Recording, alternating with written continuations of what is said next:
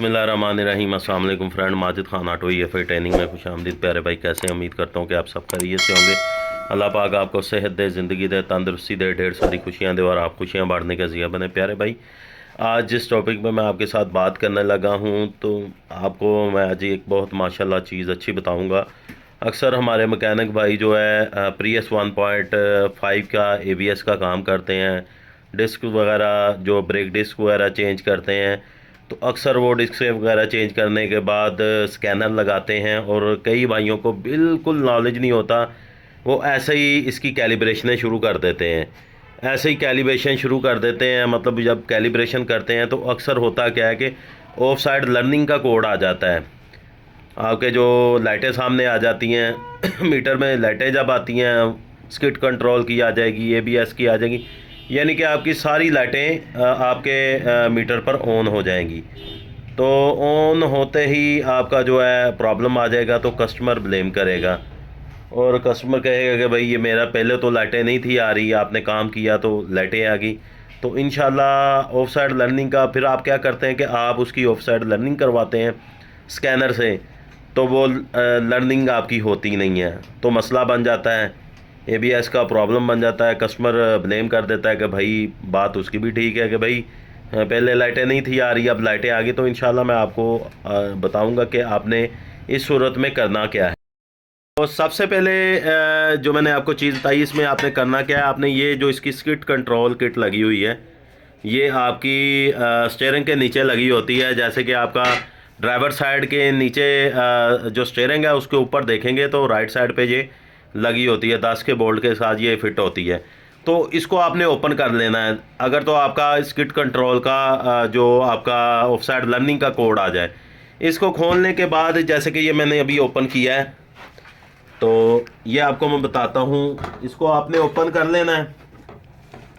Open करने के बाद इसका अप साइड ये IC लगा हुआ है, यहाँ 93C76 लगा होगा, मैंने उतारा है अभी। ये इसमें मैं भी फाइलें डालने लगा हूँ। मेरे पास ये किट पड़ी हुई थी तो मैंने कहा चले मैं आप भाइयों को मैंने तैयार करनी थी, मैंने कहा फाइल भी मैं डाल देता हूँ और आपको मैं बता भी देता हूँ। तो ये वाला इसका IC है अप साइड का। तो उसके बाद आ जाता है डाउन साइड।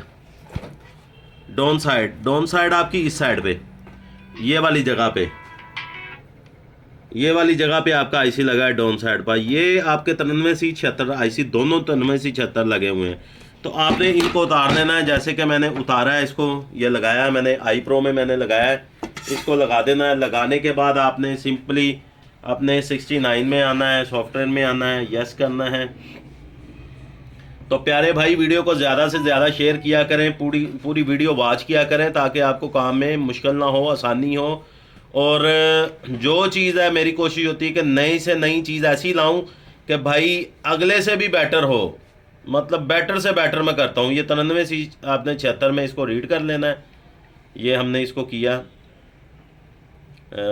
ये हमारा आ गया। अब इसके बाद हमने IC लगाया हुआ है, इसको सिंपली आपने रीड करना है। यहाँ से हम रीड करेंगे इसको।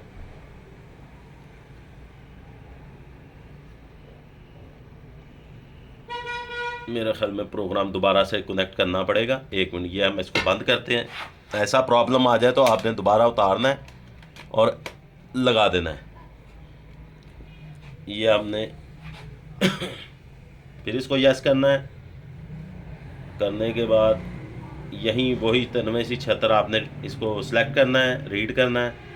ये देखें हमारा रीड हो गया। अब ये आपने आ जाना है इधर अपनी प्रोफाइल में। अब ये देखें जहां आपकी फाइलें पड़ी होंगी, ये देखें 93C76 skit ECU down side और ये अप साइड। अब सबसे पहले हमारी जो है हमने डालनी है अप साइड पे फाइल, क्योंकि ये ऊपर वाला IC आप चाहे दोनों 93C76 आपको ये बस लगाना अपने उसी लोकेशन पे है, आप दोनों IC 93C76 ही है।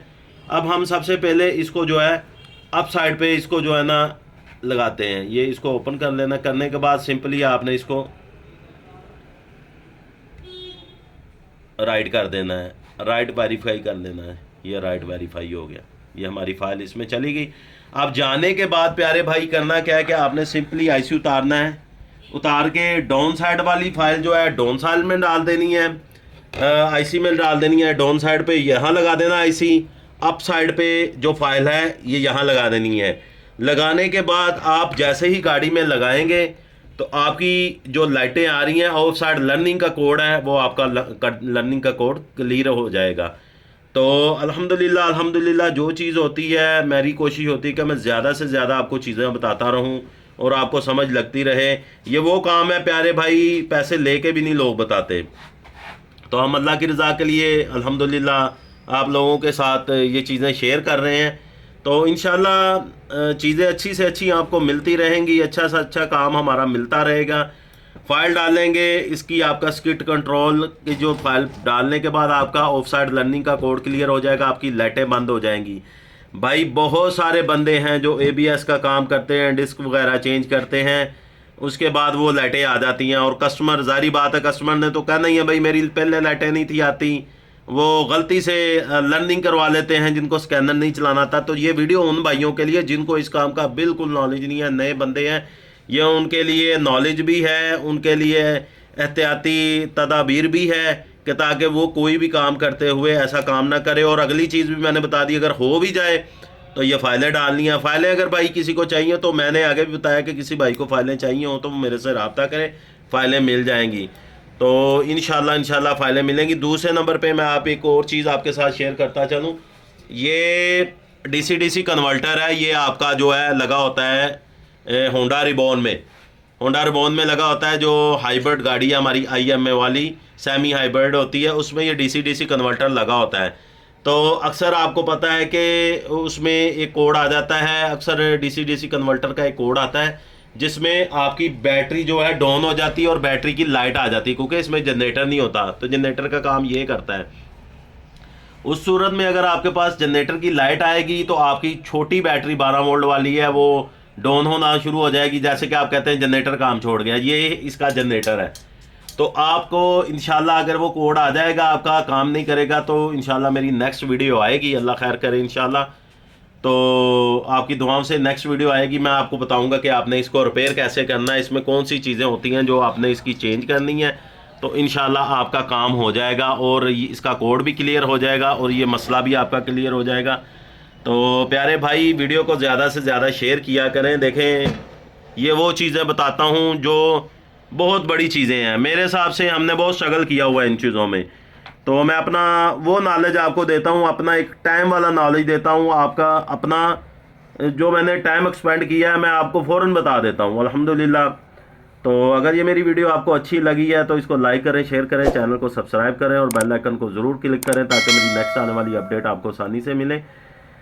अपना बहुत सारा ख्याल रखिएगा, दुआओं में याद रखिएगा। Majid Khan auto EFI training में मुझे इजाज़त दीजिए। अल्लाह हाफिज़।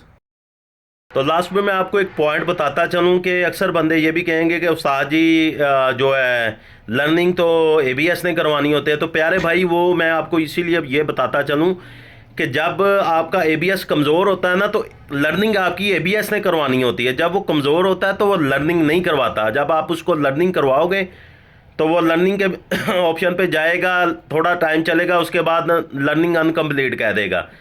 तो जब अनकम्प्लीट कहेगा तो वो जारी बात है वो लर्निंग ABS ने करवानी है और वहाँ ही तो ABS की परफॉर्मेंस का पता चलता है। तो फिर उस सूरत में फिर जारी बात है आपने ABS तो नहीं चेंज करना।